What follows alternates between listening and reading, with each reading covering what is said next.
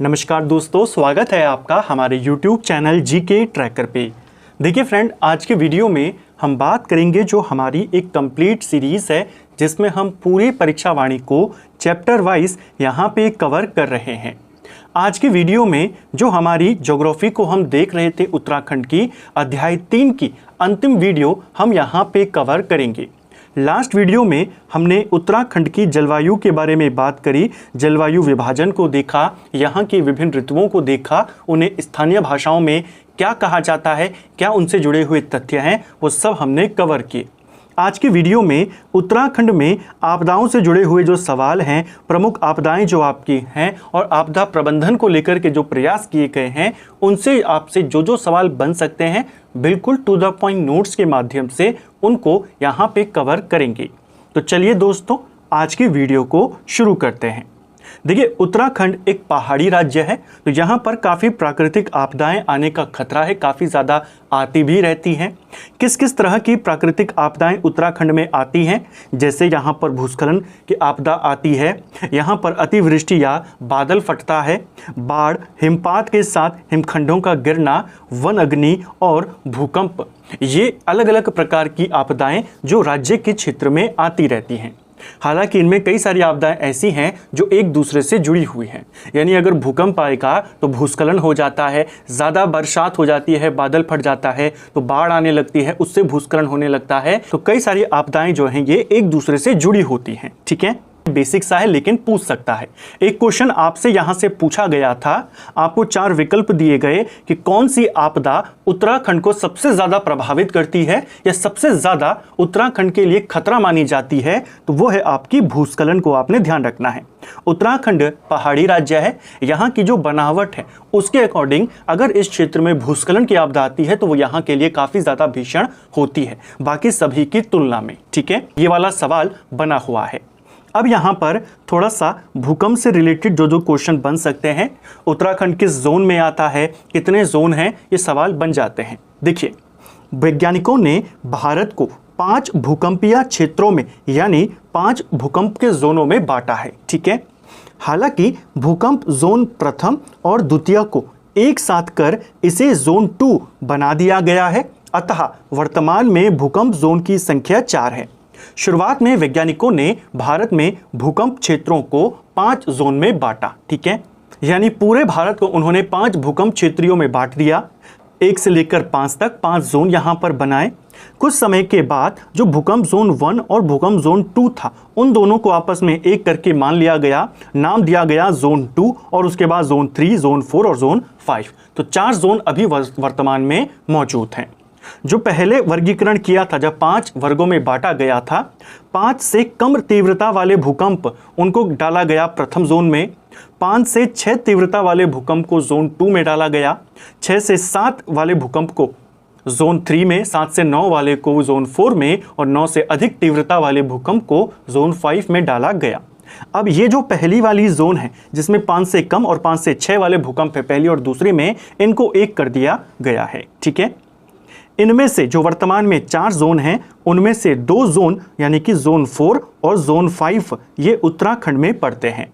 जो जोन 4 है जिसमें 7 से 9 तीव्रता तक के भूकंपों को शामिल किया जाता है, जिन क्षेत्रों में इस तीव्रता तक के भूकंप आ सकते हैं 7 से 9 तीव्रता के, तो जोन 4 को संवेदनशील कहा गया है। इसके अंतर्गत देहरादून, टिहरी, उत्तरकाशी, नैनीताल, उधम सिंह नगर जैसे जनपद आते हैं। और जोन 5 जो अति संवेदनशील माना गया है, जिसमें 9 से अधिक तीव्रता के भूकंप आने के ज़्यादा चांसेस हैं, इसमें चमोली, रुद्रप्रयाग, बागेश्वर, पिथौरागढ़, चंपावत, इन सबको शामिल किया गया है। ठीक है, इस क्षेत्र में जो उत्तराखंड का क्षेत्र है, यानी ये जो 2 जोन उत्तराखंड में पड़ते हैं जिनके अंतर्गत उत्तराखंड आता है, इस क्षेत्र में भारत के कुल भूकंप का 68% और विश्व के संदर्भ में 10% भूकंप इस इलाके में आते हैं। यानी पूरे भारत में जितने भूकंप आते हैं उसका 68% हिस्सा इसी क्षेत्र में आता है और पूरी दुनिया में जितने आते हैं उसका 10% इसी क्षेत्र में आता है। ये वाला क्वेश्चन कथन वाले क्वेश्चन में आपके पास बना था कि आपको 2-3 कथन दिए और बताया गया कि इनमें से कोई सही कथन को चुने। तो उसी में था कि उत्तराखंड के इलाके में 68% भारत के और दुनिया के 10% भूकंप आते हैं। क्या ये सही है या गलत है? ठीक है, तो ध्यान रखेंगे ये सही है। एक अनुमान के अनुसार लगभग हर 50 साल में उत्तराखंड के क्षेत्र में एक बड़ा भूकंप यहाँ पर आता है। ठीक है, भूकंप जो है यह सबसे ज़्यादा अपूर्व, सूचनीय और विध्वंसक प्राकृतिक आपदा है। जो भूकंप है ये एक ऐसी आपदा है जिसके बारे में बहुत पहले जानकारी मिलना बहुत ही ज़्यादा मुश्किल है, लगभग नामुमकिन है। अगर बरसात हो रही है और बहुत तेज़ हो रही है, बहुत लंबे समय तक हो रही है, तो थोड़ा सा आइडिया मिल जाता है कि अब बाढ़ जैसे हालात यहाँ पे बन रहे हैं। ठीक है, भूस्खलन अगर होता है कहीं पर तो पहले छोटे छोटे पत्थर ऊपर से गिरने शुरू होते हैं, तो एक आइडिया मिल जाता है कि इस पर्वत का नीचे आने के चांसेस काफ़ी ज़्यादा हैं। लेकिन भूकंप के बारे में ऐसा कुछ भी पहले संकेत नहीं मिलते हैं। भूकंप आता क्यों है, यहाँ से भी सवाल बना है, इसीलिए हम भूकंप वाले आपदा को ज़्यादा डिटेल में देख रहे हैं। देखिए सवाल क्या आया था। वैज्ञानिकों के अनुसार हिमालयी क्षेत्र में भूकंप प्रायः प्लेटों की गतिशीलता और भ्रंशों की उपस्थिति के कारण आता है। हिमालयी क्षेत्र में भ्रंश रेखाएं यहाँ पर मौजूद हैं और प्लेटों की गतिशीलता के कारण इस क्षेत्र में भूकंप आता है। तो दो कारण आपको पेपर में पूछे गए थे कि हिमालयी क्षेत्र में उत्तराखंड में भूकंप आने के प्रमुख कारण क्या है, प्लेटों की गतिशीलता, भ्रंशों की उपस्थिति, उपयुक्त दोनों या दोनों में से कोई नहीं। तो आप ध्यान रखेंगे उपयुक्त दोनों भूकंप आने का कारण है। ठीक है, इंडियन प्लेट प्रतिवर्ष उत्तर और उत्तर पूर्व की दिशा में 1 सेंटीमीटर खिसक रही है और उत्तर में जो यूरेशियन प्लेट है, जिसे तिब्बत प्लेट भी कहते हैं, इसके लिए एक अवरोध पैदा कर रही है। यानी जो इंडियन प्लेट है वो उत्तर और उत्तर पूर्व की दिशा में हर साल 1 सेंटीमीटर खिसकती है। सामने से यूरेशियन प्लेट है जो उसको रास्ता रोकती है। इस वजह से इन प्लेटों के किनारे लॉक हो जाते हैं और कई स्थानों पर लगातार ऊर्जा जमा होती रहती है। जब यही ऊर्जा अचानक से बाहर निकलती है तो धरती हल्की सी हिल जाती है, जिसे हम भूकंप कहते हैं। ठीक है, अधिक मात्रा में ऊर्जा जमा होने से तनाव बढ़ता है, दोनों प्लेटों के बीच जो लॉक होते हैं वो टूट जाते हैं और अचानक ऊर्जा निकलने से भूकंप आता है। इतना डीप में नहीं जाएगा, सिर्फ दो कारण ध्यान रख लीजिए। एक, यहाँ पर भ्रंशों की उपस्थिति और प्लेटों की गतिशीलता, इन दोनों वजहों से भूकंप यहाँ पे आता है। वृहत हिमालय तथा मध्य हिमालय के बीच मुख्य केंद्रीय भ्रंश यानी जो मेन सेंट्रल थ्रस्ट है, यह रेखा स्थित है। हमने ऊपर प्लेटों की गतिशीलता को देखा कि कौन सी प्लेट किस दिशा में खिसक रही है। हमने दूसरा कारण देखा था कि इस इलाके में भ्रंश रेखाएं मौजूद हैं। एक प्रमुख भ्रंश रेखा मुख्य केंद्रीय भ्रंश रेखा MCT हम जिसको कहते हैं, यह वृहत हिमालय और मध्य हिमालय के बीच में मौजूद है। वैज्ञानिकों के अनुसार ये जो रेखा है ये टिहरी बांध के नीचे से भी होकर गुजरती है। कौन सी भ्रंश रेखा टिहरी बांध के नीचे से होकर गुजरती है? MCT आपने ध्यान रखना है। ठीक है, और जब टिहरी बांध बन रहा था उसका विरोध भी इसीलिए किया गया कि इसके नीचे से एक भ्रंश रेखा यहाँ पर गुजरती है। ठीक है, भ्रंश रेखा वैसे होती क्या है? तो बेसिकली पृथ्वी के अंदर एक ऐसी जगह जहां पर दो प्लेटें आपस में टकराती हैं या आपस में एक दूसरे के ऊपर वो खिसकने का प्रयास करती हैं, जिससे चट्टानें टूटती हैं या चट्टानें खिसकती हैं, जिससे ऊपर धरती हिलती है। तो काफ़ी संवेदनशील वो इलाके माने जाते हैं जहां पर ऐसी भ्रंश रेखाएं होती हैं, यानी दो प्लेट आपस में जहां पर टकराती हैं, टूटती हैं या खिसकती हैं। ठीक है, तो इसी रेखा को लेकर के विरोध टिहरी बांध का किया गया था।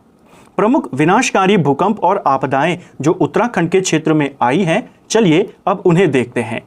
उत्तरकाशी और बद्रीनाथ में जो भूकंप आया था, ये कब आया था? 1803 में आया था, जिसका लाभ गोरखाओं के द्वारा उठाया गया था। ठीक है, इसे आपने केवल वर्ष ध्यान रखना है कि उत्तरकाशी बद्रीनाथ में जो भीषण आपदा आई थी गोरखों के आगमन से पहले, वो कब हुआ? 1803 में। देहरादून में भूकंप यहाँ पे कब आया था? तो देहरादून में एक मुख्य भूकंप 1937 में आया था। सतपुली में पूर्वी नयार नदी पर बाढ़ कब आई थी? ये 1951 में आई थी। ठीक है, कई सारे लोग इस बाढ़ से प्रभावित यहाँ पर हुए थे। ठीक है, सितंबर 1951 को ये बाढ़ यहाँ पर आई थी। 30 लोग इस बाढ़ में बह गए थे। कपकोट में भूकंप कब हुआ? तो कपकोट में भूकंप जो घटना घटी ये 1966 में घटी थी। ठीक है, बाद में 1976 में कपकोट में भारी भूस्खलन भी हमें देखने को मिला था। बेरीनाग भूस्खलन ये कब हुआ? बेरीनाग भूस्खलन 1996 में हुआ था। ठीक है, ऊखीमठ भूस्खलन कई बार पूछा गया है, 1998 में। मालपा भूस्खलन ये भी 1998 में हुआ था, 17-18 अगस्त 1998 को। देखिए 1998 में दो प्रमुख भूस्खलन होते हैं। पहले 11 अगस्त को ऊखीमठ में होता है और फिर 17-18 अगस्त को मालपा भूस्खलन होता है। ठीक है, मालपा भूस्खलन के दौरान राहत अभियान के लिए कौन सा ऑपरेशन चलाया गया था? ऑपरेशन ब्लू एंजल चलाया गया था। ठीक है, इसी मालपा भूस्खलन में जो एक प्रसिद्ध नृत्यांगना थी प्रतिमा बेदी, इनका निधन हो गया था। 300 से ज़्यादा लोगों की इस घटना में मृत्यु होती है, तो काफ़ी ज़्यादा भीषण ये भूस्खलन था। ब्यूंगाड़ बड़ासू भूस्खलन यह 2001 में हुआ। बूढ़ा केदार क्षेत्र में भूस्खलन ये 2001 में हुआ। उत्तर काशी से सटे वरुणावत पर्वत पर निरंतर भूस्खलन जो लगभग 1 महीने तक चला, ये 2003 में हुआ। यानी लगभग 1 महीने तक भूस्खलन की स्थिति वहां पर बनी रही। टिहरी बांध भूस्खलन 2004, कपकोट भूस्खलन 2010, नानक सागर बांध टूटने से बाढ़ की स्थिति 8 सितंबर 1967 में, बेलाकुची गाड़ आपदा 1969 में। एग्जाम में पूछी गई थी तो 1970 इसका आंसर दिया गया था। आपने पहला रेफरेंस 70 को ही देना है। बलूदी जी की पुस्तक में यह आपदा 69 में बताई गई है। उत्तर काशी के ज्ञानसू में भूस्खलन ये पेपर में पूछा गया है, 1980 में हुआ था। नीलकंठ भूस्खलन यह 1990 में हुआ।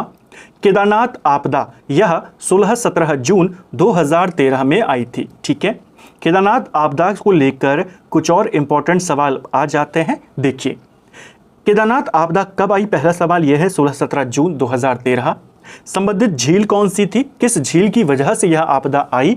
तो चौराबड़ी झील आपने कहना है, जिसे हम सरवदी ताल भी कहते हैं या गांधी सरोवर भी कहते हैं। ठीक है, राज्य के इतिहास में सबसे बड़ी प्राकृतिक आपदा केदारनाथ आपदा को ही माना जाता है। ठीक है, इस घटना से, इस आपदा से सबसे ज्यादा नुकसान किसको हुआ था? तो रुद्रप्रयाग जनपद को हुआ था, विशेषकर केदारनाथ धाम और मंदाकिनी घाटी क्षेत्र में हुआ था। ठीक है, आपदा से पहले मंदाकिनी की लंबाई 105 किलोमीटर थी। आपदा के बाद 5 किलोमीटर यह लंबाई बढ़कर 110 किलोमीटर हो गई। सरवदी ताल में बेसिकली जो चौराबड़ी ताल है, एक ग्लेशियर का टुकड़ा आकर गिर जाता है, जिससे मंदाकिनी का जो जल स्तर था वो काफी ज्यादा बढ़ जाता और उसी के कारण ये आपदा यहाँ पर आई। ठीक है, राहत अभियान के लिए ऑपरेशन सूर्य होप चलाया गया। इसकी शुरुआत 17 जून को होती है, 2 जुलाई तक ये ऑपरेशन चला था। ठीक है, आपदा प्रबंधन को लेकर के अब क्या क्या विशेषताएं हैं और यहां से क्या क्या सवाल आता है, देखिए। प्राकृतिक आपदाओं से निपटने के लिए राज्य ने ऑस्ट्रेलियाई मॉडल अपनाया है। कौन सा मॉडल अपनाया गया है? ऑस्ट्रेलियाई मॉडल। इस मॉडल के तहत प्रदेश स्तर पर आपदा प्रबंधन एवं न्यूनीकरण केंद्र, राज्य प्रबंधन आपदा प्रबंधन प्राधिकरण और राज्य आपदा प्रतिक्रिया निधि एवं राज्य आपदा न्यूनीकरण निधि का गठन किया गया है। तो ये 4 संस्थाएं, 4 केंद्र यहाँ पर बनाए गए हैं। आपदा प्रबंधन एवं न्यूनीकरण केंद्र, राज्य आपदा प्रबंधन प्राधिकरण, राज्य आपदा प्रतिक्रिया निधि और राज्य आपदा न्यूनीकरण निधि। किसके तहत हैं ये सारे के सारे? ऑस्ट्रेलियाई मॉडल में। ठीक है, जन जागरूकता के लिए भूकंप संबंधी एक फिल्म यहाँ पर बनाई गई उत्तराखंड में, डांडी कांठी की गोतमा। इस फिल्म का संबंध किससे है? किसके प्रति जागरूकता फैलाने से है? भूकंप के प्रति। ठीक है, आपदा प्रबंधन को कक्षा 6 से कक्षा 10 के पाठ्यक्रमों में सम्मिलित कर पढ़ाया जा रहा है, जिससे छात्रों को आपदा प्रबंधन के लिए जागरूक किया जा सके। ठीक है, लाल टिब्बा जो मसूरी में है, यहाँ पर एक रडार की स्थापना भी करी गई है। ठीक है, एक ऐप यहाँ पे जारी किया गया है, दामिनी ऐप। भारतीय मौसम विज्ञान और भारतीय उष्ण देशीय मौसम विज्ञान संस्थान जो पुणे में है, इन दोनों ने मिलकर एक ऐप को विकसित किया, दामिनी ऐप। ठीक है, 2018 में इसे जारी किया गया था। इस ऐप पर जीपीएस लोकेशन के 40 किलोमीटर की परिधि में आकाशीय बिजली गिरने का पूर्व अनुमान विभिन्न भाषाओं में प्राप्त किया जा सकता है। यानी जो दामिनी ऐप है ये आपदा प्रबंधन से संबंधित है। इसके माध्यम से आपको आपके 40 किलोमीटर के दायरे में एक संकेत मिल सकते हैं, पूर्व अनुमान की जानकारी मिल सकती है बिजली गिरने की। ठीक है, आपदा प्रबंधन के लिए इंतजाम हेतु प्रत्येक जिला अधिकारी को 50 लाख की धनराशि आपदा प्रबंधन कोष के लिए उपलब्ध कराई गई है। ये सवाल बना था कितनी धनराशि दी गई है हर जिले के जिलाधिकारी को 50 लाख रुपए तक। ठीक है, आपदा प्रबंधन के अंतर्गत ही कोई जब आपदा आती है तो तुरंत राहत बचाव कार्य शुरू किया जा सके, इसके लिए केंद्र में जो एनडीआरएफ है उसी की तर्ज पर एसडीआरएफ का गठन किया गया। इसे राज्य सरकार ने 21 जुलाई 2013 को मंजूरी दी। यहां पर केवल मंजूरी थी कि राज्य में एसडीआरएफ बनेगी। एसडीआरएफ का गठन 9 अक्टूबर 2013 को हुआ था। ठीक है, तो अगर आपसे एसडीआरएफ का गठन पूछेगा तो 9 अक्टूबर 2013। इसके साथ साथ जुलाई 2013 से ही राज्य सरकार ने नदी तटों पर लगभग 200 मीटर तक निर्माण कार्य पर रोक लगा दी थी। जैसे कोई नदी जा रही है तो इसके 200 मीटर के दायरे में आप कोई भी निर्माण कार्य नहीं कर सकते। ये कब लगाया गया इस पर प्रतिबंध? तो 1 जुलाई 2013 से लगाया गया। इसको भी आपने ध्यान रखना है। ठीक है, तो फ्रेंड्स ये था हमारा आज का वीडियो जिसमें हमने राज्य की प्रमुख आपदाओं के बारे में, भूकंप से रिलेटेड यहाँ पर विभिन्न तथ्यों को भी देखा, भ्रंश रेखाओं के बारे में जाना, इसके साथ साथ यहाँ की प्रमुख आपदाएं और आपदा प्रबंधन को लेकर के नोट्स को कवर किया। उम्मीद करता हूँ आपको आज का वीडियो पसंद आया होगा। अगर आपको ये वीडियो पसंद आई है तो वीडियो को लाइक करें, चैनल पर नए हैं तो चैनल को सब्सक्राइब करें, अपने दोस्तों के साथ शेयर करें। वीडियो आपको कैसा लगा कमेंट बॉक्स में हमें ज़रूर बताएं। Thank you friends.